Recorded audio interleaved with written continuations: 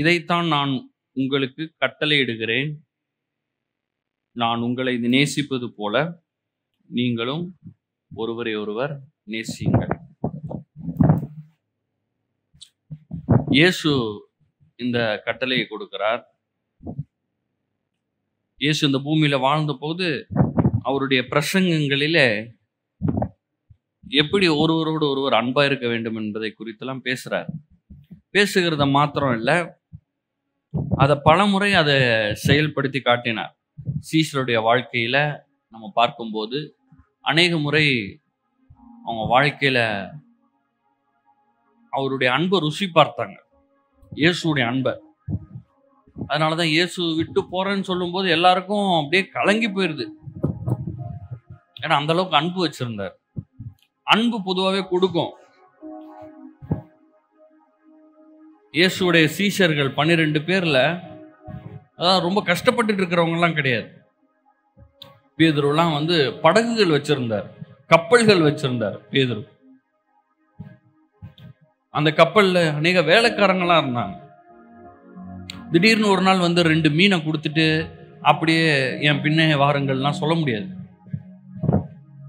ஒரு நாள் காலி படக ஒரு கஷ்டமும் இல்லாம ஃபுல்லா நிரப்பிடுறாரு. இவன் பார்த்து ஆச்சரியப்பட்டு நடுங்கி போயிடுறாரு பேதுரு. ஏன்னா அந்த அளவுக்கு சுலபமாக மீன்களை பிடிக்கிறார். மீன் பிடிக்கிறது தொழில் பல வருஷமா செஞ்சிட்டு இருந்தது. அதனால் அன்பின் மிகுதி, அன்புனாலே கொடுக்கும். கொடுத்து கொடுத்து இயேசு கொடுத்து இவங்க பெற்றுக்கொண்டு இப்போ கடைசியில கிளம்பு போறாரு இயேசு பரலோகத்துக்கு. அப்போ சில காரியங்களை சொல்றாரு. அதுல ஒரு கட்டளையா சொல்லுகிற காரியம் என்னன்னா, நான் உங்களில் அன்பா இருக்கிறது போல நீங்களும் ஒருவரில் ஒருவர் அன்பா இருக்க வேண்டும் என்பதே என்னுடைய கற்பனையா இருக்கிறது. 3.5 வருஷம் தான் ஊழியம் பண்றாரு. ஆனா பயங்கரமான அற்புதங்களை செய்யறாரு.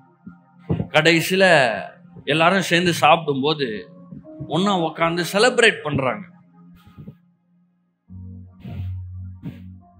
எல்லா சீஷரும் இருக்கும்போது திடீர்னு இயேசு எந்திரிச்சு அவர் போட்டிருக்கிற அந்த மேல் அங்கி போட்டிருப்பாங்க அந்த காலத்துல, கோட், ஓவர் கோட் மாதிரி, அதை கழட்டி வச்சுட்டு வேலைக்காரங்களுடைய ட்ரெஸ் ஒன்று எடுத்து போட்டுட்டு ஒவ்வொருத்தருடைய காலையும் கழுவ ஆரம்பிச்சிட்டார்.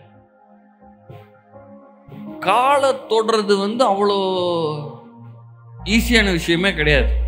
அதுவும் அந்த கால கலாச்சாரத்துல அதெல்லாம் ரொம்ப பயங்கரமா பண்றது. ஒவ்வொருத்தருடைய காலையும் கழுவி ஒரு துணி வச்சு துடைக்கிறார். அந்த அளவுக்கு தாழ்மையின் ரூபமாக மாறுகிறார். அது எல்லாத்தையும் முடிச்சுட்டு சொல்றாரு, எஜமான் போதகர் என்று அழைக்கப்படுகிற நானே இதை செய்யறேன்னா நீங்க எந்த அளவுக்கு செய்யணும் அப்படின்ற.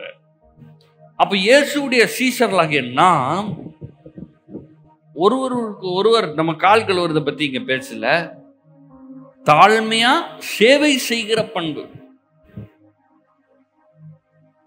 இயேசுடைய போதனைகளில ரொம்ப முக்கியமான அந்த போதனையில இந்த உலகம் பொதுவாகவே பார்க்கறது என்னதுன்னா தாழ்மையும் சேவை செய்கிறது. உலகத்துல இன்னைக்கு நம்ம ஊர்ல இந்தியால ஏகப்பட்ட ஆயிரக்கணக்கான பள்ளிக்கூடங்கள் இருக்குது, கல்லூரிகள் இருக்குது. யாரு கட்டினான்னு பார்த்தாங்கன்னா யாரோ ஒரு மனுஷன் இயேசுவை சொந்த ரட்சகரா ஏற்றுக்கொண்டு, அவன் ஊரும் தெரியல, மொழியும் தெரியல, யாருன்னே தெரியாது, இந்தியாவுக்கு தன் வாழ்க்கையவே அர்ப்பணிச்சு சொத்தெல்லாம் வித்து இந்த ஊர்ல ஒரு பள்ளிக்கூடத்தை கட்டிட்டு போயிட்டாப்ல. ஏன்? சேவை, அன்பு கொடுக்கும். இன்னைக்கு நம்மளுடைய தேசம் ரொம்ப டெவலப் ஆயிருக்கு. பல மாநிலங்களை காட்டிலும் தமிழ்நாடு இன்னும் மற்ற மாநிலங்கள்லாம் ரொம்ப நல்லா டெவலப் ஆயிருக்கு. அதுக்கு முக்கிய காரணம் என்ன தெரியுமா? பள்ளிக்கூடங்கள், கல்லூரிகள், ஹாஸ்பிட்டல்ஸ், இதெல்லாம் இங்க நிறுவப்பட்டது. யாரோ ஒருத்தர் அவங்க காசெல்லாம் எடுத்துட்டு இங்க போட்டு அதை கட்டி பள்ளிக்கூடத்துல படிக்க வச்சு டெவலப்மெண்ட் பண்ணியிருக்காங்க. அப்போ நம்மளுடைய எண்ணம் எப்படி இருக்கணும்? நம்ம அடுத்த வர்ற தலைமுறைகளுக்கும் இன்னும் இந்த சமுதாயத்துக்கும் சேவை செய்கிற மனப்பான்மையா இருக்கணும். இயேசுவினுடைய அந்த உள்ளம், இயேசுவினுடைய அந்த இருதயம் அன்பு காட்டுறது, தாழ்மையா இருக்கிறது, அந்த சேவை செய்கிறது, அதை தான் வெளிப்படுத்துகிறார். இயேசு அதை வெளிப்படுத்தினார். மரிக்கிற நேரம் வந்து போயிருக்கு. பரபாசுன்னு ஒருத்தனை விடுதலை பண்ண போறாங்க. பிலாத்து கேட்கிறான், யாரை விடுதலை பண்ணணும்னு. எல்லா மக்களும் சேர்ந்து சொல்றாங்க, பரபாசை விடுதலை செய்யும், இயேசுவை சிலுவையில் அறையும். இயேசு என்ன குற்றம் செய்தாரு? எந்த குற்றமும் செய்யல. இயேசு நல்லது பண்ணாரு, அற்புதம் செய்தார், அதிசயம் செய்தார், சுகமாக்கினாரு. பரபாசு கொலைகார, திருட, எல்லா பிரச்சனையும் உண்டு பண்றவன், அதனாலதான் பிடிச்சி உள்ள போட்டிருக்காங்க. இப்ப அவனை விடுதலை பண்றாங்க. ஒருவேளை இயேசு அவன் திரும்பி பார்த்திருந்தான், அவன் கையெல்லாம் கட்டி போட்டிருக்காங்க சங்கிலியில, அவனை விடுதலை பண்ணி போகும்போது ஒருவேளை அவன் திரும்பி பார்த்திருந்தா இயேசு என்ன சொல்லியிருப்பாரு? மகனே, உன் குற்றம் எல்லாம் மன்னிக்கப்பட்டுருச்சு, திரும்பி போய் வாழ்ந்துரு. யார் மரிக்கணும், யார் சாகணும்? பரபாஸ். ஆனா யார் மரிக்கிறா இப்போ? இயேசு. யார் பரபாஸ்? நான் தான். நான் மரிக்கப்பட்டிருக்கணும், நான் தண்டனை அனுபவிச்சிருக்கணும். நான் நல்லவனா இருக்கிறதுனாலலாம் இன்னைக்கு நல்லா இருந்துட்டு இல்லை. நிறைய பேர் நம்ம நினைச்சுக்கிறோம், நம்மலாம் நல்லா இருக்கிறதுனால, நம்ம எப்படியே வாழ்ந்துட்டு இருக்கிறதுனால ஏதோ நம்ம நல்லது பண்ணோன்னு. இல்லை இல்லை, நம்ம பண்ண நல்லது இல்லை. இயேசு கல்வாரி சிலுவையில நம்ம தவறை எடுத்துக்கொண்டு என்ன பண்ணியிருக்கிறாரு? அவர் நம்மேல நன்மையினால் எல்லாவற்றையும் நிரப்பி இருக்கிறார். ரோமர் 5:8 போட்டிருக்கு, நாம் பாவிகளா இருக்கையில் கிறிஸ்து நமக்காக மரித்ததினாலே தேவன் நம்மேல் வைத்த தமது அன்பை விளங்க பண்ணுகிறார். அன்பு எதை வெளிக்காட்டுது? கிறிஸ்துவின் மேல இருந்த அன்பு எப்படி வெளிப்படுத்தப்பட்டது? அன்பின் உச்சகட்டம் அதுதான் கல்வாரி சிலுவை. கல்வாரி சிலுவையில தான் அது காட்டப்பட்டது. பழைய ஏற்பாட்டுல ஓசியா போய் பார்த்தோம். யாருமே அந்த மாதிரிலாம் செய்ய மாட்டாங்க. ஓசியாவை பாராட்டணும். வேசிய போய் ஒரு வேசிய கல்யாணம் பண்றாரு, குழந்தை பிறகுது. திடீர்னு அந்த அம்மா போயிடுறாங்க. திருப்பி போய் கண்டுபிடிச்சி 15 வெள்ளிக்காசையும் பார்கோதுமையும் கொடுத்து திருப்பி மீட்டெடுக்கிறார். இவருடைய மனைவி தான். ஆனா இன்னைக்கு ஏலத்துக்கு நின்றுட்டு இருக்கும் போது விளக்கரையத்தை கொடுத்து திரும்பி பெற்றுக்கொள்கிறார். இயேசு நம்மளையும் அப்படிதான் பெற்றுக்கொண்டார். பிதாவானவர் நம்ம உண்டாக்குனாரு, அவருடைய சாயல்ல உண்டாக்குனாரு. ஆனா நம்ம எல்லாம் வழி விலகி பாவத்து நிமித்தமா அவருக்கும் நம்மளுக்கும் ஒரு பெரிய பிளவு உண்டாயிடுச்சு. பிசாசு அடிமையாயிட்டான், பிசாசு அடிமைப்படுத்த ஆரம்பிச்சுட்டான் மனுஷனை. ஆனா நம்மள இயேசு தம்முடைய சொந்த இரத்தத்தினாலே தம்மையே மரிக்க ஒப்பு கொடுத்து இரத்தத்தினால இன்றைக்கு மீட்டெடுத்திருக்கிறார். அப்ப நீங்கெல்லாம் யாரு? வெளியேற பெற்றவர்கள். உங்க வேல்யூ எவ்வளோ? எத்தனையோ வெள்ளி, எத்தனையோ கிலோ தங்கம் இருந்தா ரொம்ப பெரிய ஆள் நினைச்சுக்கிறாங்க. எத்தனையோ வீடு வச்சிருந்தா பெரிய ஆள் நினைச்சுக்கிறாங்க. அதெல்லாம் பெரிய ஆளே கிடையாதுங்க. நீங்கள் ஒவ்வொருவரும் பெரிய ஆளு. ஒவ்வொரு தனிப்பட்டவர்களும் வெளியேற பெற்றவர்கள். ஏன் தெரியுமா? இயேசு தம்முடைய சொந்த இரத்தத்தினால உங்களை மீட்டெடுத்திருக்கிறார். தம்முடைய சொந்த இரத்தத்தினால வாங்கியிருக்கிறார். வெள்ளி பொண்ணெல்லாம் இல்ல, இயேசுவே தம்மையே மரிக்க ஒப்பு கொடுத்து உங்களை என்ன பண்ணிருக்கிறாரு? வாங்கியிருக்கிறார். யாரு இந்த ஓசியா? இயேசுதான் ஓசியா. யார் இந்த வேசி? அதான் நான் தான். அது எத்தனை வாட்டி நம்மளை திரும்பி திரும்பி மீட்டெடுத்தாலும் சில நேரங்கள் அந்த பாவத்தை செய்ய போயிடுறான் மனுஷன்.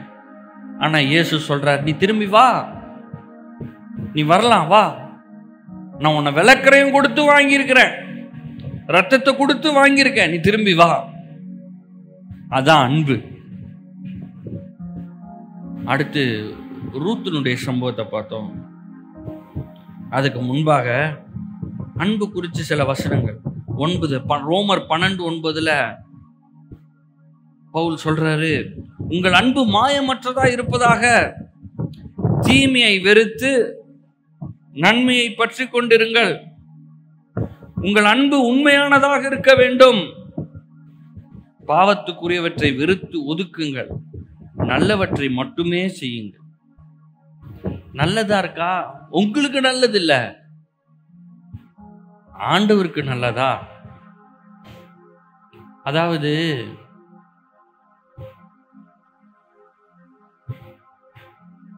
உங்களுடைய லைஃப் உங்களுடைய வாழ்க்கை ஒரு கார் மாதிரி. கற்பனை பண்ணுங்களேன். கற்பனை பண்றீங்களா? கார் இருக்குல்ல, இந்த கார்ல பின்னாடி பூட் இருக்கு, பின்னாடி லக்கேஜ் எல்லாம் வைக்கிறது, பின்னாடி உட்கார்றதுக்கு இடம் இருக்கு, ஃப்ரண்ட்ல டிரைவர் சீட் இருக்கு, அங்க பக்கத்துலயும் உட்காந்து பயணிக்கலாம். இந்த கார் தான் உங்க வாழ்க்கை. இந்த வாழ்க்கை என்கிற கார்ல இயேசு எங்க இருக்காரு? சிலருக்கு இயேசு எங்க இருக்காரு தெரியுமா? பின்னாடி ட்ரங்க்ல இருக்காரு, பூட்ல பின்னாடி. எப்ப திறப்பாங்க தெரியுமா? ஞாயிற்றுக்கிழமை காலையில 8 மணிக்கு. ஞாயிற்றுக்கிழமை காலையில 8 மணிக்கு காருக்கு பின்னாடி போய் ட்ரங்க் ஓபன் பண்ணி இயேசுவை திறந்து விடுவாங்க. திருப்பி 10-11 க்ளோஸ் பண்ணிடுவாங்க ட்ரங்க. இயேசு உள்ள போட்டு மூடுவாங்க.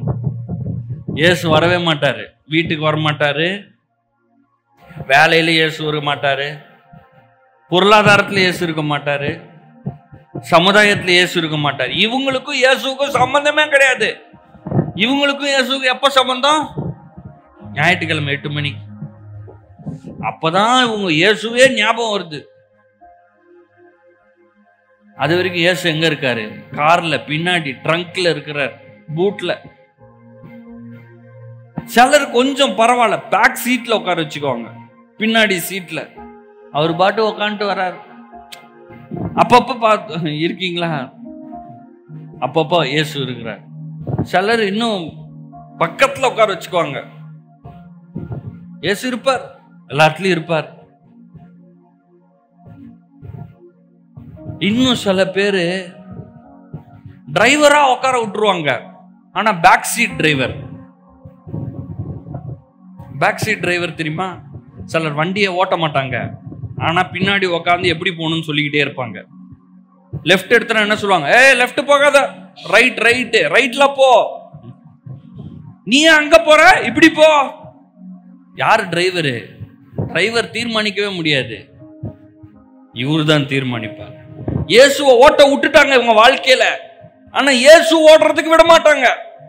இயேசு சொல்றாரு அன்பா இருக்கணும். அன்பெல்லாம் போக முடியாது, அன்பு காட்ட முடியாது, அன்பு காட்ட முடியாது. இதுதான் பேக் சீட் டிரைவர், பின்னாடி உட்காந்து டிரைவிங் போறது. அன்பு காட்ட முடியாது. தாராளமா கொடுக்க சொல்றாரு, தாழ்மையா இருக்க சொல்றாரு, சேவை செய்ய சொல்றாரு. வண்டி அந்த பக்கம் போக மாட்டேங்குது, இயேசு தாழ்மையா இருக்க வண்டியை ஓட்டுறாரு. போகாத அந்த பக்கம், பேக் சீட் டிரைவர். ஆனா ரொம்ப சில பேர் தான் இயேசுவே டிரைவர் ஆக்கி அவர் எங்க போனாலும் இவங்க அங்க போறதுக்கு ரெடி. இன்னைக்கு நீங்க உங்க கார்ல, உங்க வாழ்க்கை என்கிற கார்ல இயேசு எங்க வச்சிருக்கீங்க? பேக்ல இருக்காரா? பூட்ல? காலைல 8 மணிக்கு ஞாயிற்றுக்கிழமை தான் திறக்கிறீங்களா? இல்ல எப்பயுமே கூட மட்டும் வச்சிருக்கீங்களா? சோத்திரம் சோத்திரம், இயேசுவே இயேசு இயேசு இருக்காரு, ஆனா அவர் உங்க லைஃப திருப்ப முடியுமா? இயேசு உங்க லைஃப திருப்புறதுக்கு நீங்க விட்டு கொடுக்க முடியுமா? என்ன வேணாலும் செய்யுங்க இயேசுவே என் லைஃப வச்சு. அதனாலதான் வேதம் சொல்லுது, மாமிசத்துக்கு மரித்து ஆவிக்கு பிழைத்திருங்கள். நான் பழைய அந்த உலகத்துக்கு செத்து மரித்து போனவன், இனி பிழைத்திருக்கிறது நான் அல்ல, இயேசுதான் பிழைத்திருக்கிறார். 2 என் வாழ்க்கையில முன்னாடி நன்மை இருக்கு, தீமை இருக்கு. உங்கள் அன்பு மாயமற்றதா இருப்பதாக, தீமையை வெறுத்து நன்மையை பற்றி கொண்டிருங்கள். இயேசு சொல்றார் தீமையை விட்டு. நம்மளுக்கு உலகத்தான் மாதிரி செய்யறதுக்கு வருது, ஆனா இயேசு சொல்றாரு வேண்டாம், அதை விட்டுரு, அவனை மாதிரி நீ பண்ணாத.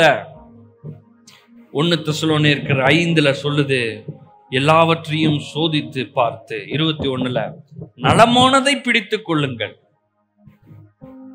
பொல்லாங்காய் தோன்றுகிற எல்லாவற்றையும் விட்டு விலகுங்கள். வேதத்தின்படி பொல்லாங்க இருக்கிறது என்னது? வேதத்தின்படி நலமானது என்னது?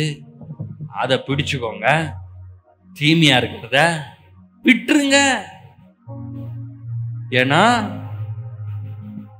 இயேசுவை நான் கூட வச்சிருக்கிறது மட்டும் இல்ல, இயேசுதான் என் வாழ்க்கையை இயக்குறார்.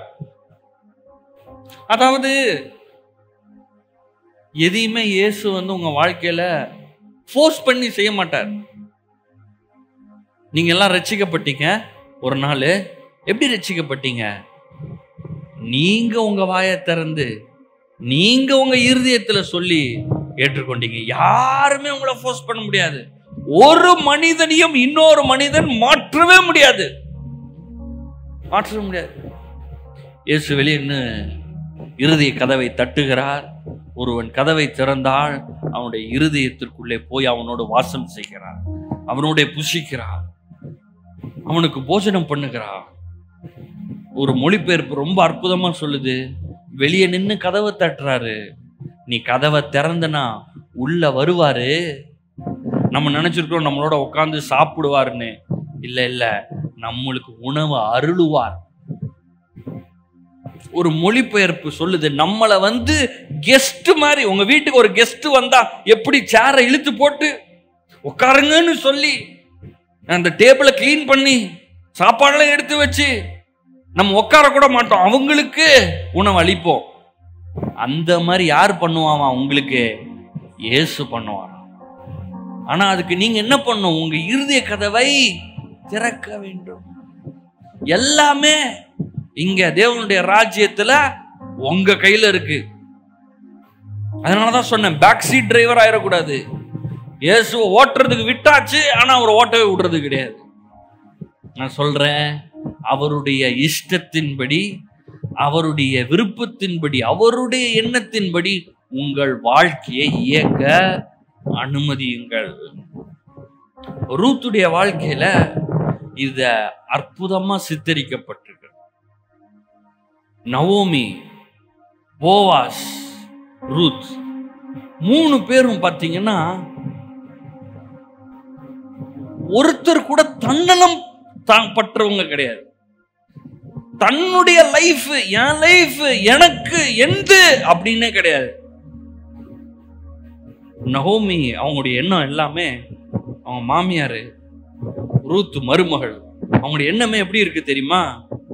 ரூத் நல்லா இருக்கணும், ரூத்துக்கு ஒரு வாழ்க்கை அமைச்சு கொடுத்துடணும். ஏன்னா நகோமுடைய மகன் செத்து போயிட்டாங்க, 2 பேர். நகோமுடைய கணவரும் செத்து போயிட்டாங்க. ஆனா இவங்க என்ன எப்படி இருக்கு?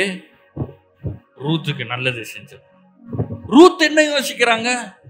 நம்ம வீட்டுல மாமியார் இருப்பாங்க, அவங்களுக்கு கரெக்டா என்ன பண்ணும்? சாப்பாடு கொடுத்துடணும். காலையில இருந்து சாயந்தரம் வரைக்கும் பொறுக்குறாங்க, கோதுமைய பயிர்களை பொறுக்குறாங்க, கீழே கிடக்கிறத எடுக்கிறாங்க. காலையில இருந்து பொறுக்கணும். பொறுக்குனா சாயந்தரம் கிடைக்கிற அந்த கொஞ்சத்தை எடுத்து மாமியாருக்கு செஞ்சு கொடுக்கணும். அவங்க என்ன ஃபுல்லா மாமியாருக்கு பார்த்துக்கணும், மாமியாரை பார்த்துக்கணும். அவங்க நவோமி எப்படி யோசிக்கிறாங்க? ரூத்துக்கு ஒரு வாழ்க்கை அமைச்சு கொடுத்துடணும். போவாஸ் என்ன பண்றாரு? அவருக்கு நல்லா, ரூத்தம்மா அது ஏதோ பாவப்பட்ட புள்ள, நீ நல்லா கீழே சிந்து, அது ஏதோ எடுத்துட்டு போட்டோம். நவோமிக்கா, இந்தா இன்னும் கொஞ்சம் வச்சுக்கோ, எடுத்துட்டு போ. என்ன ஆச்சு? ஹெசட்னா அதான் அவருடைய அன்பு, அவருடைய கிருபை, லவ்விங் கைண்ட்னஸ். அந்த வார்த்தை தான் அங்க பயன்படுத்தப்படுகிறது. அன்பு, தயவு, இரக்கம், கிருபை. பொறாமை இல்லை, அங்க கோபம் இல்லை, எரிச்சல் இல்லை, தன்னலம் பிடிச்சது கிடையாது. பிறர் எண்ணம், பிறர் நல்லா இருக்கணும் அப்படின்ற எண்ணம். கடைசியில் என்னாச்சு? எல்லாருடைய லைஃபும் அழகா மாறிடுச்சு. வயசாகி போயிடுச்சு போவாஸுக்கு ரொம்ப. ஆனா அதுக்கப்புறம் ரூத்தை கல்யாணம் பண்றாரு. பொறுக்கிட்டு இருந்த அந்த ரூத் இவ்வளவு நாள் ரோட்ல பொறுக்கிட்டு இருந்தாங்க, காலையில இருந்து சாயந்தரம் வரைக்கும் பொறுக்கிட்டு இருந்தாங்க, அப்பதான் சாப்பாடு கிடைக்கும். அப்படி இருந்த வாழ்க்கை, பொறுக்கிற வாழ்க்கை, இன்னைக்கு எஜமானியா மாறிட்டாங்க. அதுக்கு சீக்ரெட் என்னது? செல்ஃப்லெஸ் லவ், தன்னலம் இல்லாத அன்பு. அதாவது சிலர் அன்பு காட்டுறாங்க, சிலர் சிரிக்கிறாங்கனாலே பின்னாடி ஒண்ணு வச்சிருப்பாங்க. நம்ம இப்ப சிரிச்சோம்னா, நம்ம நல்லா பேசணும்னா நம்மளுக்கு நாளைக்கு என்னதாவது நடக்கும்ன்ற மாதிரி எண்ணம் இருக்கும். அப்படிலாம் இல்லை. இங்க ரூத்ல போவாஸுக்கு 70 வயசு கிட்ட இருக்குன்றாங்க. கண்டிப்பாவே ரூத்துக்கும் அதே மாதிரி 40 வயசு கிட்ட மேலதான் இருக்கும். ஆனா தன்னலமற்ற அன்புனால கடைசியில இயேசுவே அந்த சந்ததியில தான் பிறக்கிறார். மோவாபிய ஸ்திரீ, அவங்கெல்லாம் இஸ்ரவேலுக்கும் அவங்களுக்கும் அவங்க சம்பந்தமும் கிடையாது, சம்பந்தம் ஏற்படுத்தவும் கூடாது. ஆனா இயேசு அந்த சந்ததியில் பிறக்கிறார். தாவீது ராஜா அதுல பிறக்கிறாரு. எப்படி அது வந்துச்சு? அந்த சீக்ரெட் ரெசிபி சொல்றாங்கல்ல, என்னங்க இவ்வளவு சூப்பரா சமைச்சிருக்கிறீங்களே, இதுல என்ன சீக்ரெட் இருக்கு, என்ன போட்டீங்க அப்படின்னா அன்பு. நம்ம வாழ்க்கை நல்லா இருக்கிறதுக்கு உலகத்துல என்னெல்லாமோ காரணங்கள் சொல்றாங்க. ஆனா நான் சொல்றேன், அன்பு.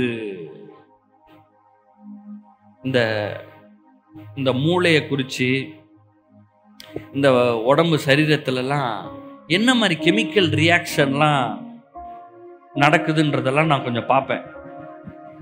நிறைய காரியங்கள் வேதத்துக்கு ரொம்ப தொடர்புடையதா இருக்கும். சயின்டிபிக்கா சொல்றேன். அதுல பெரிய பெரிய வல்லுநர்கள், சயின்டிஸ்ட்லாம் சொல்றது என்ன தெரியுமா? கொஞ்சம் சிரிச்சு யாரையாவது ஒருத்தர் நேசிச்சு அன்பு காட்டினீங்கன்னா உங்க உடம்பு ஃபுல்லா ஒரு கெமிக்கல் சுருபி அப்படியே சுரைச்சு சரீரம் ஃபுல்லா பாயுது. எப்போ?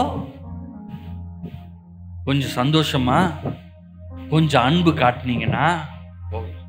கோபப்பட்டாலும் போகுது. அது என்ன தெரியுமா போகுது? உங்க சரீரத்துக்கு கெடுதல் உண்டாக்கக்கூடிய சுரபி. அது நல்ல கெமிக்கல் இல்ல, அது நல்ல ரியாக்ஷன் கிடையாது. கோபப்பட்டு, எரிச்சல் பட்டு, வன்கண் வச்சு, பொறாமப்பட்டு, பெருமைப்பட்டு, அதெல்லாம் நம்மளுக்கு உரியதே கிடையாது. அதெல்லாம் சுரக்கும் போது, இருக்கும்போது, சுரக்கிறது யாருக்கு டேமேஜ் உண்டு பண்ணுதான்? நம்ம நினைச்சிட்டு இருக்கோம் நம்ம கோபப்பட்டா ஏதோ அவனுக்கு டேமேஜ். அவனுக்கு டேமேஜே இல்ல, டேமேஜ் எல்லாம் இங்க. அன்னைக்கு ஒரு சயின்டிஸ்ட் எக்ஸ்பிளைன் பண்றாரு, இன்டெஸ்டின் இருக்குல்ல, குடல், இங்க இதுக்கும் மூளைக்கும் கனெக்ஷன் இருக்குன்ற அவர் சொல்றாரு. திடீர்னு பயந்தா வயித்தெல்லாம் கலக்குது இல்ல அப்படின்றாரு. படபடப்புன்னு ஆகுது இல்ல, எல்லாத்தோடையும் கனெக்ஷன் இருக்கு. இமோஷன்ஸ் இதோட இந்த சரீரங்கள்லாம் கனெக்டடா இருக்கு. அதனாலதான் ஆண்டவர் சொல்றாரு, அன்பை காட்டி. யாருக்காக? உனக்காக. சந்தோஷப்பட்டு களி கூறு. மன மகிழ்ச்சி நல்ல மருந்து. யாருக்கு மருந்து? பக்கத்து வீட்டுக்காரனுக்கா? எனக்கு. நான் சந்தோஷமா இருந்தேன்னா யாருக்கு மருந்து? எனக்கு மருந்து. அந்த ஹெசட்ன்ற அந்த வார்த்தை அன்பு, மகிழ்ச்சி, அமைதி, பொறுமை, இரக்கம், நன்மை, விசுவாசம், மேன்மை, சுய கட்டுப்பாடு. ரூத் புஸ்தகத்துல இந்த ஹெசட், லவ்விங் கைண்ட்னஸ் அப்படின்ற வார்த்தை பயன்படுத்தப்படுகிறது. ஒருத்தர் தன்னலம் இல்லாதவர்களாக நேசிச்சாங்க, சேவை செஞ்சாங்க. அவங்க வாழ்க்கையில நல்லது நடக்கும்ன்றத அவங்க யோசிச்சே பார்க்கல. அவங்க நல்லா இருக்கணும்ன்றதான் அவங்க செஞ்சுக்கிட்டே இருக்காங்க. அவங்க செய்யும் போது என்ன பண்றாங்க? அன்பா இருக்காங்க, மகிழ்ச்சியா இருக்காங்க, அமைதியா இருக்காங்க, பொறுமையா இருக்காங்க, இரக்கமா இருக்காங்க, நன்மையா இருக்காங்க, விசுவாசமா இருக்காங்க. அவங்கள மேன்மையா என்றாங்க, இவங்கள தாழ்மையா என்றாங்க. அவங்க நல்லா இருக்கணும்னு நினைக்கிறாங்க. சுய கட்டுப்பாடு. சுய கட்டுப்பாடே கிடையாது மனுஷனுக்கு இல்ல.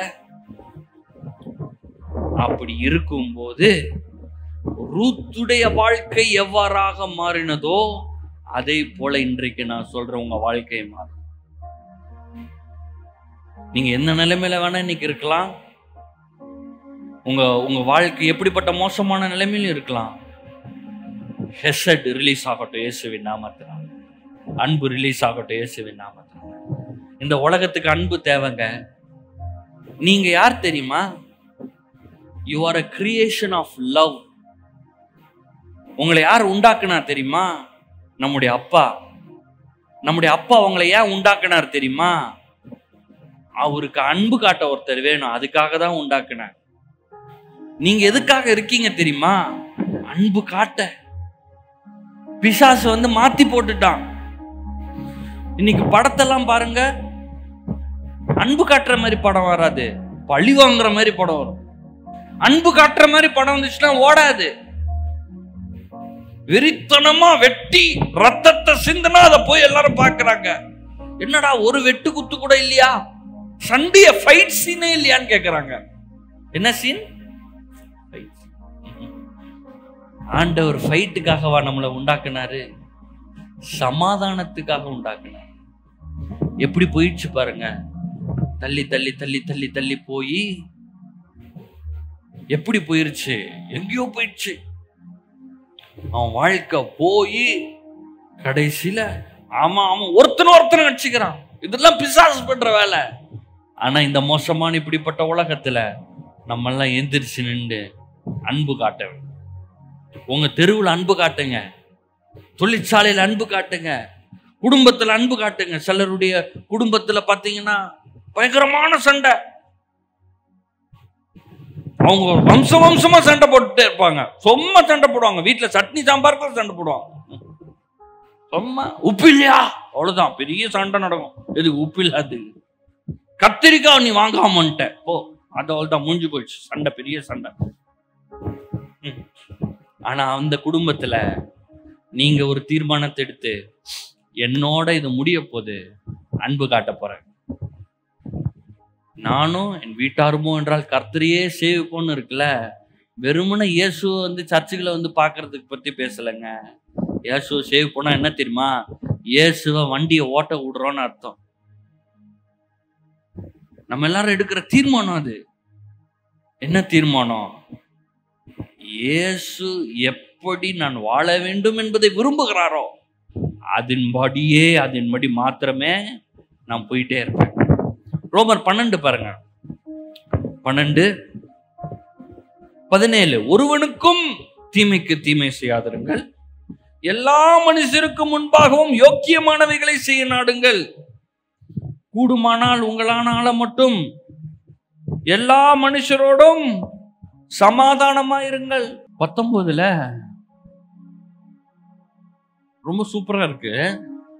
19ஆம் வசனம் பாருங்களேன். பிரியமானவர்களே, ஆங்கிலத்துல வருது டியர்லி பிலவட், மிகவும் பிரியமானவர்களே, எனக்கு அன்பானவர்களே. ஏன் திடீர்னு அதை சொல்றாரு?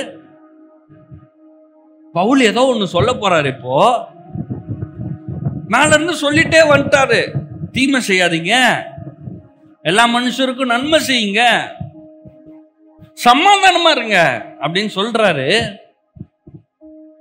ஆனா இப்ப திடீர்னு பேசிட்டு இருக்கும் போதே, இது ஒரு லெட்டர். நம்ம லெட்டர்ல எங்க டியர்னு எழுதுவோம்? ஸ்டார்டிங் அன்புள்ள அப்பா, அன்புள்ள அம்மா. நம்ம எங்க லெட்டர் எழுதுறோம்? இப்போ போன் வச்சு பேசிடுறோம். இந்த காலத்துல லெட்டர் தானே போடுவாங்க. அன்புள்ள அப்பா, நல்லா இருக்கீங்களா?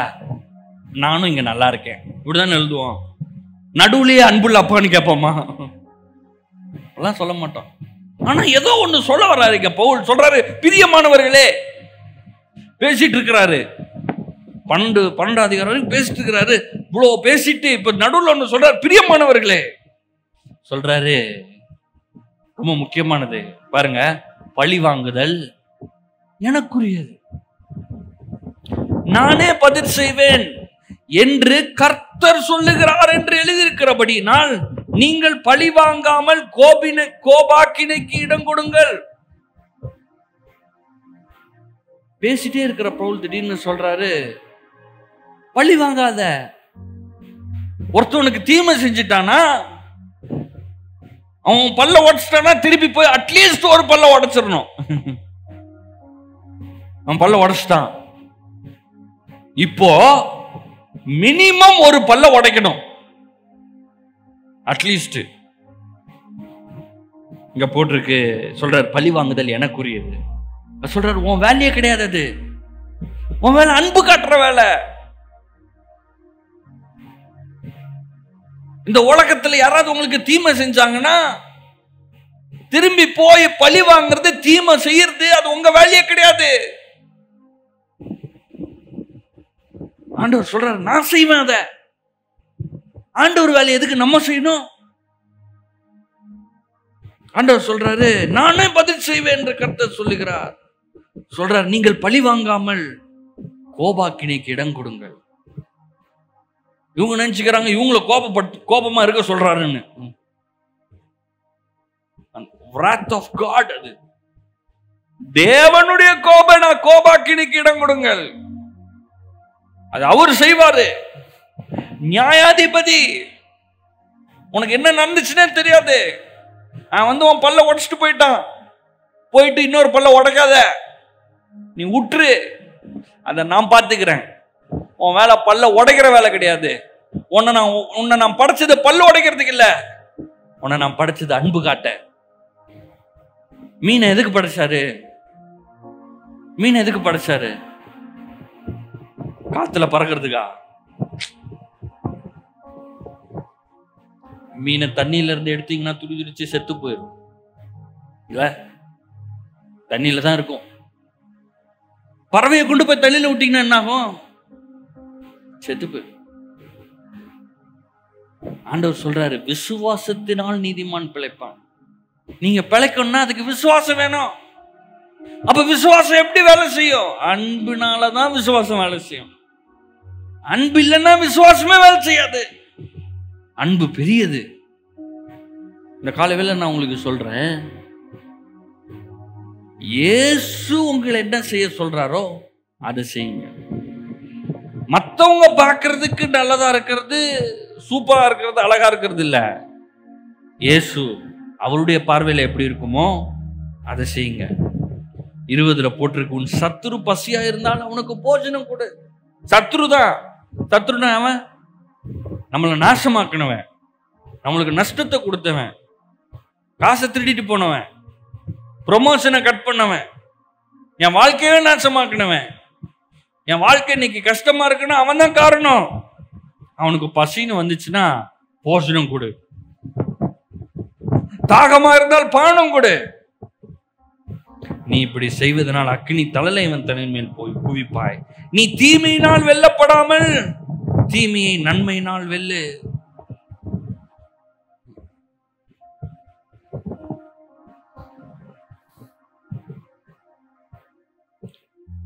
தீமையினால நீங்க வெல்லப்பட முடியுமா? முடியும்.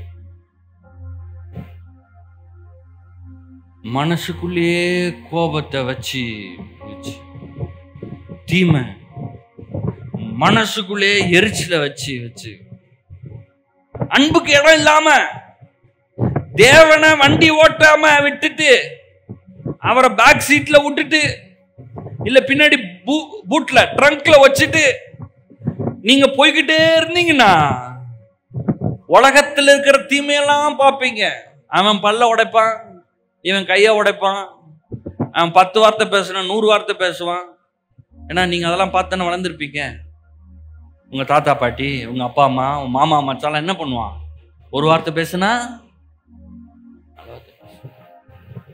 எவனாவது அடிஸ்டன் சொன்னா என்ன சொல்றாங்க? நீ ஏண்டா சும்மா வந்த? யார் பிள்ளடா நீ? எத்திட்டு வர வேண்டியதானே அப்படின்வாங்க. மாத்தி சொல்லி தராங்க, தப்பு தப்பா சொல்லி தராங்க. அப்படிப்பட்ட உலகத்துல ஆண்டவர் சொல்றாரு, தீமையினாலே வெல்லப்படாமல் தீமையை, எல்லாம் சொல்லுங்க, தீமையை நன்மையினால் வெல்லுவேன். எல்லாம் திருப்பி சொல்லுவோமா? என் வாழ்க்கையின் தீமையை நன்மையினால் வெல்லுவேன். இவன் பல்ல உடைக்கலாமா? இல்ல அவன் உடைஞ்ச பல்லுக்கு நம்ம ட்ரீட்மெண்ட் பண்ணலாமான்னு வந்தா என்ன பண்ணுவோம்? உடைச்சிருங்க சார், என் பல்ல உடைச்சான் சார் அவன். இல்ல சார், ட்ரீட்மெண்ட் பண்ணுங்க, அவன் பல்லு சரியாகட்டும். அவன் வாழ்க்கையில கஷ்டம்னு வரும்போது உதவுற ஆள் யாரு? நான் தான். ஆனா அவன் யாரு? எனக்கு தீமை செஞ்சவன். அப்போஸ்தலர் நடபடிகள் 6ஆம் அதிகாரம்.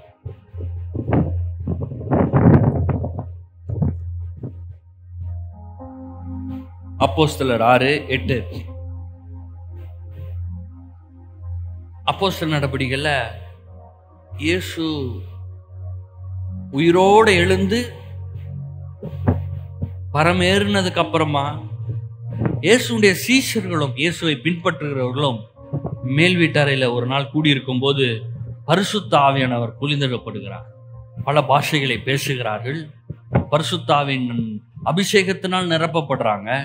நிரப்பப்பட்டு பிரசங்கம் செய்யும் போது, பேதுரு பிரசங்கம் பண்ணும்போது ஒரு பிரசங்கத்துல 3000, இன்னொரு பிரசங்கத்துல 5000, 1000 மக்கள் இயேசுவை ஏற்றுக்கொள்கிறாங்க.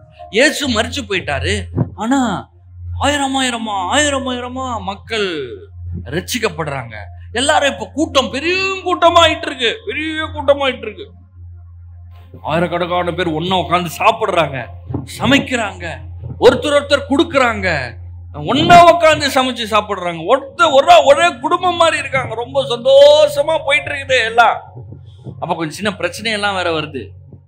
சார், அவன் கத்திரிக்காய் நிறைய சாப்பிடுறான் சார், சாம்பார் ஃபர்ஸ்ட் எடுத்து ஊத்திக்கிறான், அவன் கறி சாப்பாடு போட்டா பந்தியில உட்காந்து சாப்பிடுறான், அவன் எங்களுக்கு பீஸே கிடைக்க மாட்டேங்குது அப்படின்னு பிரச்சனை வருது. இப்போ சீஷர் சொல்றாங்க, எப்பா பீஸ் கிடைக்கல, பொரியல் வரலன்னு சொல்லிட்டுலாம் நம்ம இங்க உட்காந்து இது பண்ணிட்டு இருந்தோம்னா சுவிசேஷத்தை பிரசங்கம் பண்ண முடியாது. அதுக்கு கொஞ்சம் ஆளுகள்லாம் ரெடி பண்ணி தரோம், நாங்க ஜாம் பண்ணிட்டு இந்த வசனத்தை சொல்லிட்டு நாங்க பார்த்துட்டு இருக்கோம்னு. ஆனா எல்லாம் ரெடி பண்றாங்க. அதுல ஸ்டேவான்னு ஒருத்தன் இருக்கான், அந்த விசாரணை எல்லாம் பண்றாப்புல. அவரும் எல்லாரையும் பார்த்துக்கிறாரு. எல்லாம் கரெக்டா சாப்பிட்றாங்களா, சோறெல்லாம் கரெக்டா வருதா, பொரியல்லாம் கரெக்டா வைக்கிறாங்களா, எல்லாம் நல்லா இருக்காங்களான்னு பாக்குறாரு. அவரு சாதாரண ஆளு, ஏதோ சமையல்காரர் கிடையாது. அவரு சமையல்காரர் வேலையை பண்றாரு, ஆனா வெறும் சமையல்காரர் கிடையாது. 6ஆம் அதிகாரம் 8வது வசனத்துல போட்டிருக்கு, ஸ்தேவான் விசுவாசத்தினாலும் வல்லமையினாலும் நிறைந்தவனாய் ஜனங்களுக்குள்ளே பெரிய அற்புதங்களையும் அடங்காளங்களையும் செய்தான். சாதாரண மனுஷர் தான், ஆனா பரிசுத்த ஆவியினால் நிரப்பப்பட்டிருக்கிறாரு. அற்புதத்தை செய்யறாரு, அடையாளத்தை செய்யறாரு. விசுவாசம் பயங்கரமா இருக்குது, வல்லமை ஜாஸ்தியா இருக்குது. இன்னைக்கு நான் ஒரு காரியத்தை காட்ட வரேன். நிறைய நேரத்துல பவர் பயங்கரமா ரிலீஸ் ஆகுது. கிறிஸ்தவங்களுக்கு, ஊழியக்காரங்களுக்கு பவர் நல்லா ரிலீஸ் ஆகுது. அற்புதத்தை செய்யறாங்க, அதிசயத்தை செய்யறாங்க, வல்லமை புறப்பட்டு போகுது, விசுவாசம் பயங்கரமா செய்யுது. ஆனா கூடவே இந்த பழி வாங்குறதும் வந்துக்குது. கூடவே இந்த சின்ன சின்ன காரியங்கள்லாம் வந்துருது. ஆனா அப்படிப்பட்ட வாழ்க்கையில் இருக்கக்கூடாதுன்றதான் காட்ட வர. வேதம் அப்படி போதிக்கல. வல்லமையில கிரியை செய்யறதுனால, ஏதோ ஒரு அற்புதத்தை செய்யறதுனால எல்லாம் கரெக்ட்ன்றது கிடையாது. நம்ம வேதத்துக்கு போய் தவறான காரியத்தை விட்டுட்டு, தீமையை விட்டுட்டு நல்லதை பின்பற்றணும். அற்புதத்தை செய்யறப்ப மட்டும் இயேசு வேணும்னு சொல்லிட்டு வீட்டுல எல்லாம் இயேசுவே இல்லாம இருக்கக்கூடாது. எல்லா நேரங்களும் இயேசு வேணும், எல்லா நேரங்களும் இயேசுக்கு பிரியமா இருக்கணும். 10வது வசனத்துல பாத்தீங்கன்னா, அவன் பேசின ஞானத்தையும் ஆவியும் எதிர்த்து நிற்க அவர்களால் கூடாமற் போயிற்று. சாதாரண மனுஷன் எந்திரிச்சு அவர் பிரசங்கம் பண்ணதை பாத்தீங்கன்னா அப்படியே பெரிய தேறினவர் மாதிரி பேசுறாரு.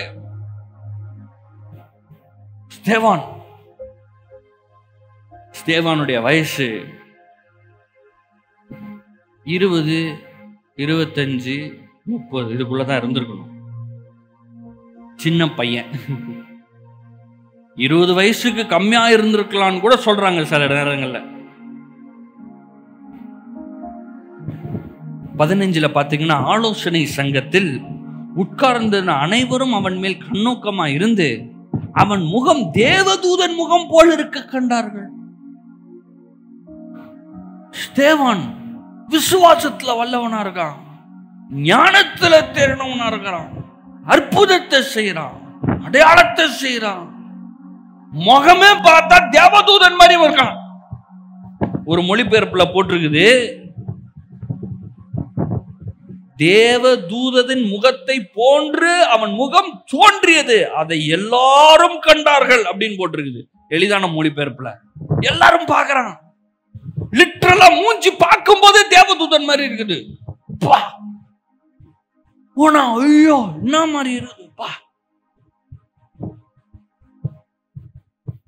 அப்படிப்பட்ட ஸ்தேவான் பிரசங்கம் பண்றதை கேட்டு இந்த பரிசேயர்களுக்கு கோவம் வந்துச்சு. ஏன்னா இவன் பேசுறத கேட்கறானுங்களா, அப்ப ஏன் போஸ்டிங் என்ன ஆகிறது? நான் எவ்வளவு பெரிய அங்கி நீளமா போட்டிருக்கிறேன், நான் சொல்றதை எவனும் கேட்க மாட்டான். இப்ப வந்தவன் இவன். ஏன்னா இயேசு பரமேறி சில ஆண்டுகளுக்குள்ள இது நடக்குது. ஒரு 5-6 ஆண்டுகள் நடந்த ஒரு 10-15 ஆண்டுகளுக்குள்ளதான் நடந்திருக்கணும் இது எல்லாமே. இப்போ வந்தவன் இவன் சொல்றது யாரா கேட்கறது? கோவம் வந்துருச்சு. 58 அவனை நகரத்துக்கு புறம்பே தள்ளி அவனை கல்லெறிந்தார்கள். என்ன தப்பு பண்ணா? விசுவாசத்துல இருந்தா, வல்லமையில இருந்தான், அற்புதத்தை செஞ்சான், அடையாளத்தை செஞ்சான், பயங்கரமான ஞானம் வெளிப்பட்டது. அவன் பேசின போது யாருமே எழுத்து கூட பேச முடியல. அவன் பேசிட்டு இருக்கிறப்போ முகம் தேவதூதன் மாதிரி மாறிடுச்சு. இவ்வளத்தையும் பார்த்ததுக்கு அப்புறம் மக்கள் என்ன பண்றாங்க? இழுத்துட்டு போய் வெளியே போய் கல்லெறிறாங்க. இங்க கல்லெறியும் போது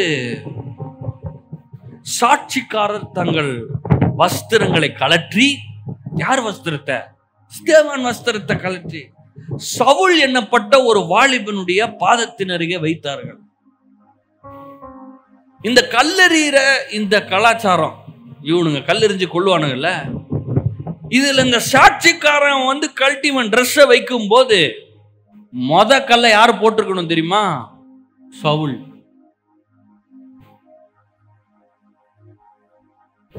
ஏன்னா சவுல் என்னப்பட்ட இந்த மனுஷன் அவன் உசுரோட இருக்கக்கூடாது என்றத முடிவு பண்ணிட்டு அங்கிருந்து கிளம்பியே போவான்.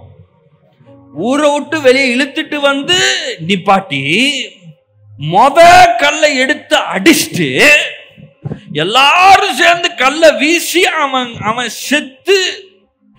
அவன் செத்து போனான்ற உறுதி அடைஞ்சதுக்கு அப்புறமா தான் அங்கிருந்து கிளம்புவான். அந்த பொறுப்பு இன்னைக்கு யார் எடுத்திருக்கா? சவுல். அவனும் பரிசேயன், வைராக்கியமா இருக்கான். எதுக்காக? மோசேயின் நியாயப்பிரமாணம் சொல்றதான் நம்ம செய்யணும். ஆபிரகாம், ஈசாக்கு, யாக்கோபின் தேவன் யெகோவா தேவன். இவனுங்க யாரோ ஏசுவாமா, ஏதோ அற்புதத்தை செய்யறானுங்களாமா, இதை விடவே கூடாதுன்னு சொல்லிட்டு மொத கல்லை எடுத்து எறிகிறான். எல்லாத்தையும் பார்த்துட்டே இருக்கான்.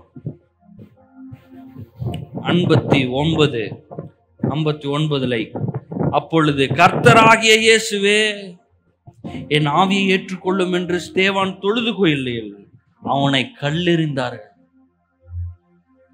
கல்லெறியும் போது ஐயோ கோயோன்னு தானே கத்தணும். மூஞ்சிலே கல்லடிவானுங்க. பெரிய பெரிய கல். அவன் கல்லெறியும் போது எப்படின்னா சாகணும்னு கல்லெறிறான். ஆனா பார்த்தா கல்லெறிவான். பெரிய பெரிய ஷார்ப்பா கல்லு வச்சிருப்பானுங்க. மூஞ்சில எறிவான், கண்ணுல எறிவான், சாகிறதுக்கு எறிகிறான் கல்லு. அவன் எரியும் போது அவன் சொல்றான், இயேசுவை தொழுது கொண்டு என் ஆவியை ஏற்றுக்கொள்ளுன்னு சொல்றான். கூடவே இன்னொன்னு சொல்றான். அவன் முழங்கால் படியிட்டு, ஆண்டவரே இவர்கள் மேல் இந்த பாவத்தை சுமத்தாதிரும் என்று மிகுந்த சத்தமிட்டு சொன்னான். இப்படி சொல்லி நித்திரை அடைந்தான். இவன் கல்லெறியும் போது ஐயோ கொயோன்னு கட்டி இருக்கணும். நீங்களா நல்லாவே இருக்க மாட்டீங்கடா, எவ்வளவு அற்புதம் பண்ண, எவ்வளவு அதிசயம் பண்ண, உங்க ஊருக்காக அதை பண்ண, இது பண்ண, என் முகம் தேவதூதன் மன்னிச்சு உன்னை சும்மா விடுவானா பாரு. தேவதூதனை போய் என்ன பண்றான் பாரு, இயேசு வந்து உன்னை என்ன பண்ணுவார் பாரு. அப்பெல்லாம் மிரட்டல, முழங்கால் படிட்டு சத்தமிட்டு சொல்றான், இந்த பாவத்தை சுமத்தாதிரும். அங்க ஒருத்தன் நின்னு பார்த்துட்டு இருக்கான், சவுல். இவன் போதிக்கப்படாத ஒன்று அன்றைக்கு நிஜமாக அவன் பார்த்து கொண்டிருக்கிறான். இவன் கட்ட நியாயப்பிரமாணத்தினால அது கிடைக்கல, வேற ஒண்ணு அவன் பார்க்கிறான். இவன் தான் ஃபர்ஸ்ட் கல் எடுத்து போட்டான், எல்லாரும் கல்லறிறாங்க, கண்ணுக்கு முன்னாடி அவன் சாகுறான். ஸ்தேவானுடைய ட்ரெஸ் இங்க இருக்குது, அவன் உன்னை பார்க்கிறான். இவன் சபிக்கல, சாபம் போடல, நியாயப்பிரமாணத்தின் என்னெல்லாமா சொல்லிருக்கலாமே. அன்பு வெளிப்படுத்தப்படுது. கொஞ்ச நாள்ல சவுல் பவுலாக மாறுகிறான். அன்பு எல்லாரையும் மாற்றும். இந்த உலகத்திற்கு ஒரு வல்லமையுள்ள ஒரு அற்புதத்தை செய்யற ஸ்தேவான் இல்லைன்னு அவங்க யோசிச்சுட்டு இருக்கிறாங்க. சரித்திரத்தை மாற்றக்கூடிய ஒரு பவுல் அன்றைக்கு தான் பிறகுறான். ஸ்தேவான் செத்த மாதிரி இருக்குது, ஆனா அந்த ஸ்தேவான் பண்ண ஜெபம், கல்லெறிஞ்சது யாரு? சவுல். ஒரு கல்லை தூக்கி மண்டையிலே போட்டிருப்பான், உயிர் போயிச்சா செக் பண்றான். ஃபுல் அண்ட் ஃபுல் காரணம் சவுல். ஆனா ஸ்தேவான் சொல்றான், இந்த குற்றத்தை சுமத்தாதிரும். சவுல் பவுலாக மாறினான். நான் சொல்றேன், உங்க வாழ்க்கையில தீமையா நடக்கலாம், மோசம்லாம் நடக்கலாம். உங்களை கல்லடி வாங்க சொல்ல இன்னைக்கு நான் என்ன சொல்றேன்னா, தீமைய நன்மையினாலதான் வெல்லணும்னு சொல்ல வரேன். 3000 பேர் சேர்ந்து பவுல கொண்டிருக்கலாமா? 10,000 பேர் கிட்ட இருந்திருப்பாங்க அன்னைக்கு. 8000 இருந்து 10,000 பேர் இயேசுவை பின்பற்றுறாங்க. அவங்க ஒரு கலவரத்தை உண்டு பண்ணிருக்கலாமா? நம்ம ஸ்தேவானை போட்டுறாங்க, அடுத்து வா நம்ம பவுல போடுவோம், நைட்டா பார்த்து போட்டுருவோம். போட்டிருந்தா என்ன ஆயிட்டு இருக்கும்? பவுல் உருவாகிருக்கவே மாட்டான். உங்க வாழ்க்கையில ஏதாவது தீமை நடக்கும் போது the best way to approach, சிறந்த முறை அது எப்படி தெரியுமா? இதுல எப்படி நான் நன்மை செஞ்சு இந்த தீமைய நான் நன்மையா மாத்துறது, அதுதான் பெஸ்ட் அப்ரோச். இயேசு அப்படிதான் பண்ணார். இயேசுடைய சீஷர்கள் அப்படிதான் பண்ணாங்க. இயேசுவை பின்பற்றினவர்கள் அப்படிதான் பண்ணாங்க. இந்த உலகத்துல நம்ம தீமைய நன்மையாக மாற்ற வேண்டும். அப்போ பவுலுடைய வாழ்க்கையவே மாற்றணும். அந்த பவுல் தான் சொல்றாரு ரோமர் 12:19, பிரியமானவர்களே, டியர்லி பிலவட், பழி வாங்கணும்னு யாராவது நினைச்சிருந்தா ஃபர்ஸ்ட் என்னதான் போட்டு தள்ளி இருக்கணும், பவுல தான் போட்டு க்ளோஸ் பண்ணிருக்கணும் அன்னைக்கு. ஏன்னா பவுலுடைய பிரதானமான வேலையை கிறிஸ்தவர்கள் அழிக்கிறது. வெளியே போனா, கணவன் மனைவியா போனா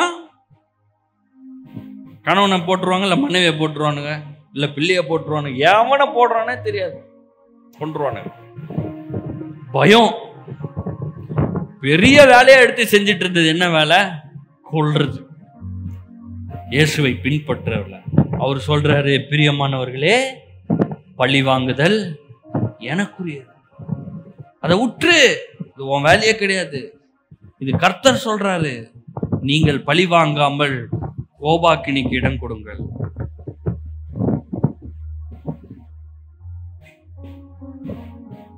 ஆனா இயற்கையான ஒரு சுவாபம், ஒரு மிருக சுவாபம், பாவத்தின் சுவாபம் என்ன தெரியுமா?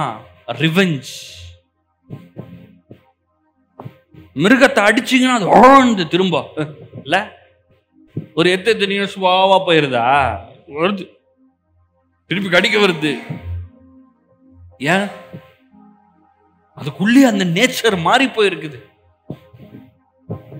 அப்ப இந்த மனுஷனுக்குள்ள இந்த பழி வாங்குறது, ரிவெஞ்ச் எடுக்கணும், அவன் அடிச்சுட்டான் நம்மளை அடிச்சிடணும், இன்ஸ்டிங்க்ட் உடனே ஒரு தள்ளி விட்டோம்னா அந்த குழந்தை எந்திரிக்குது, திருப்பி எப்படா தள்ளி விடலான்னு யோசிக்குது, பிளான் போடுது.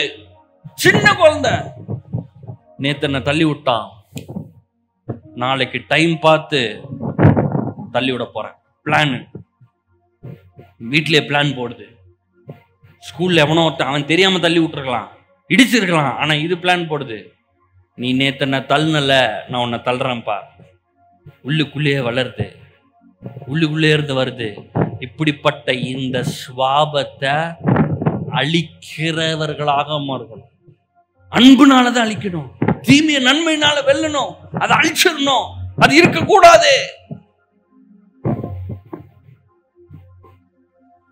ரோமர் 12:2 பவுல் இப்படிதான் ஆரம்பிக்கிறாரு. இந்த பிரபஞ்சத்திற்கு ஒற்ற வேஷம் தெரியாமல்,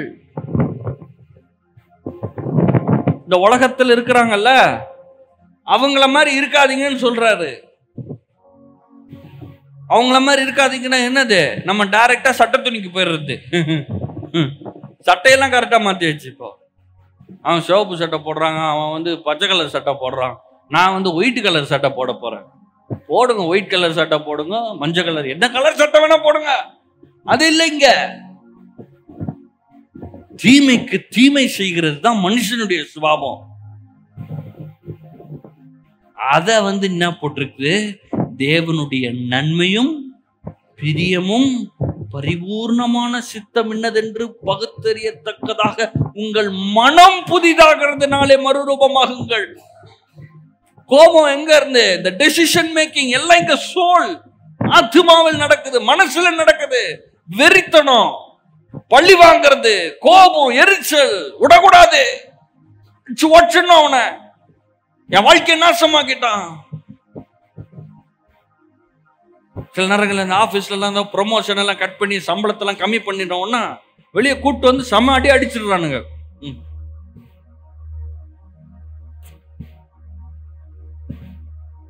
என் கோபம், யாரு காசு எனக்கு போட முன்ட்டல, என் வாழ்க்கையை நாசமாக்கிட்டல, என்ன பண்றப்பார், அடிச்சு காலி பண்றப்பா, என்னையவா தொட்ட ஏரியாவை தாண்ட விட மாட்டேன், இந்த ஊரை தாண்டிருவியா நீ. இந்த பிரபஞ்சத்திற்கு ஒத்த வேஷம் தெரியாமல் தரிக்காத, அதை பண்ணாத, நான் வேற மாதிரி இருக்க வேண்டியவன்.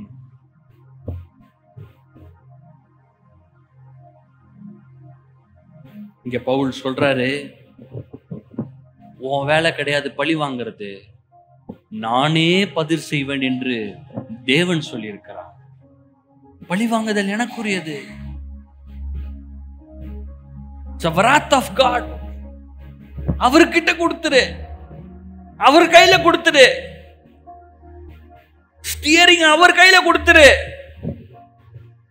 உங்க வாழ்க்கைய நீங்க இயேசு கிட்ட கொடுத்துதான் இங்க வந்திருக்கிறீங்க. ஒரு நாள் தீர்மானம் பண்ணீங்க, இயேசுவே நீரே என்னுடைய எஜமான். இவ்வளவு நாள் இந்த பாவமும் பிசாசும் இந்த உலகமே என்ன ஆண்டு கொண்டிருந்துச்சு, இன்றையோடு நான் மரிச்சு போறேன், இயேசுவே உம்மோடு நான் உயிரோடு இருந்திருக்கிறேன், இந்த பூமியிலே இனி நான் அல்ல, இயேசுவே நீர் வாழ்கிறீர்னு சொன்னோம். இப்ப பின்னாடி உட்கார வச்சாச்சு இயேசுவே. இயேசு பேக் சீட் போங்க, இல்லாட்டி ஓட்டவே விடுறது கிடையாது, லெப்ட்ல போ, இப்படி போங்க. இயேசு என்ன அன்புலாம் காட்ட முடியாது இயேசுவே, நாளைக்கு பேசலாம் நம்ம. இயேசு சொல்றாரு விட்டுரு. நீங்க கத்தும் போது இயேசு சொல்றாரு விடு விடு விட்டுரு. விடமாட்டேன் இயேசுவே, நானு உங்ககிட்ட நான் அப்புறமா பேசுறேன் இயேசுவே, நைட்டு நான் பேசுறேன், பகல்ல நீங்க ஃப்ரீயா விடுங்க அப்படின்னு சொல்லி பகல்ல வச்சு எல்லாத்தையும் செஞ்சிடுறது. செஞ்சுட்டு நைட்டு ஏசாப்பா மன்னிங்க ஏசாப்பா.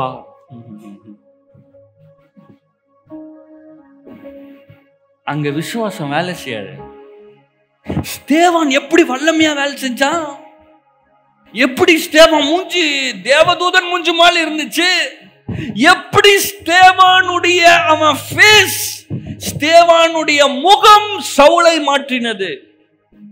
சவுலெல்லாம் மாற்ற முடியாதுங்க. ஹைலி எஜுகேட்டட், இன்டலெக்சுவல், சொசைட்டில ஹை, ரோம அரசாங்கத்துல ரொம்ப பெரிய கோடீஸ்வரன் இருக்கிறவங்களுக்கு அவன் என்ன பண்ணிட்டான்னா ரோம குடியுரிமையை கொடுத்துட்டான்.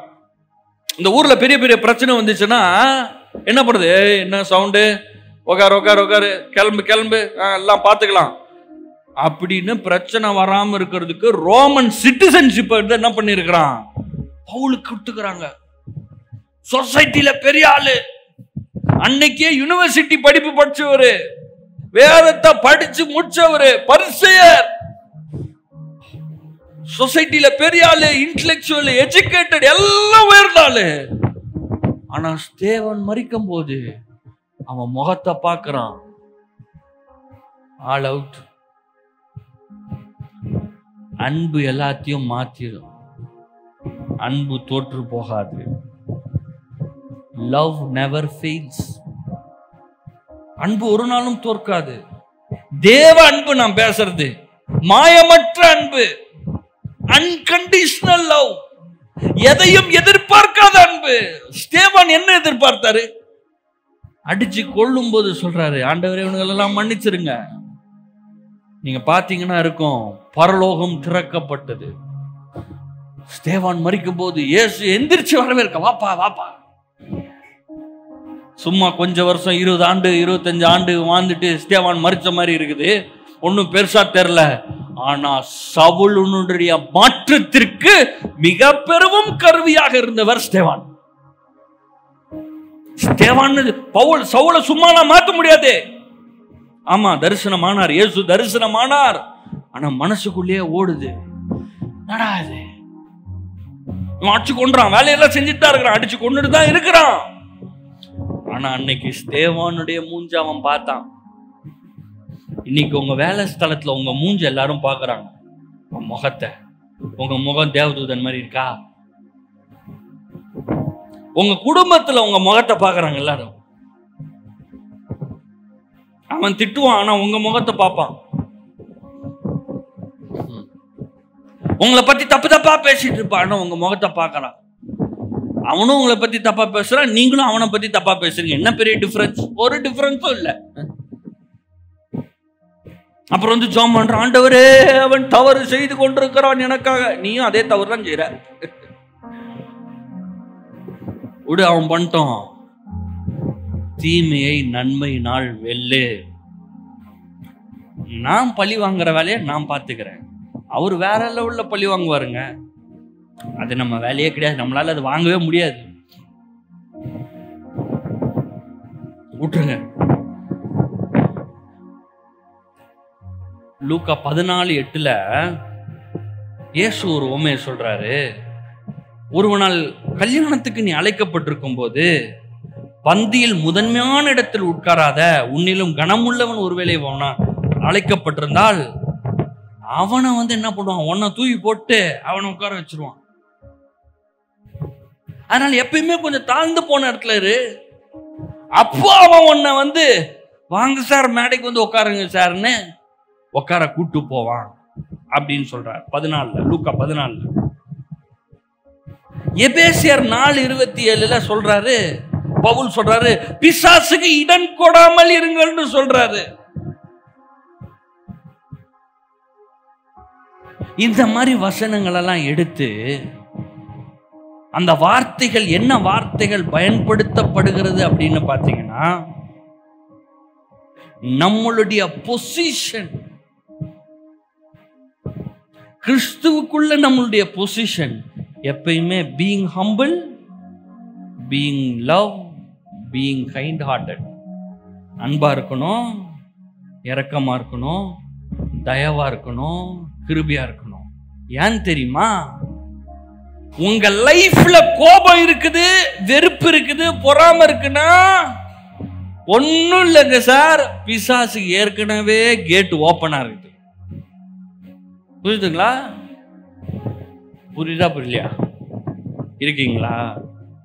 கோபம், எரிச்சல், பொறாம, பெருமை இதெல்லாம் யாருது? பிசாசுடையது. இதெல்லாம் நீங்க உள்ளவத்துல வச்சிருந்தீங்கன்னா யாருக்கு என்ட்ரன்ஸ் இருக்கு? பிசாசுக்கு. அவன் வரும்போது என்னத்தை வேணா கொண்டு வருவான். வியாதியை கொண்டு வருவான், வறுமையை கொண்டு வருவான், தரித்திரத்தை கொண்டு வருவான், தீமையை கொண்டு வருவான். அது என்ன வேணா கொண்டு வருவான். ஆனா நீங்க சர்ச்சைக்கு வந்துட்டு தான் இருப்பீங்க, நீங்க ஜெபம் பண்ணிட்டு தான் இருப்பீங்க, பைபிள்லாம் படிச்சுட்டு தான் இருப்பீங்க. ஆனா பிசாசுக்கு இடம் கொடுத்துட்டீங்க.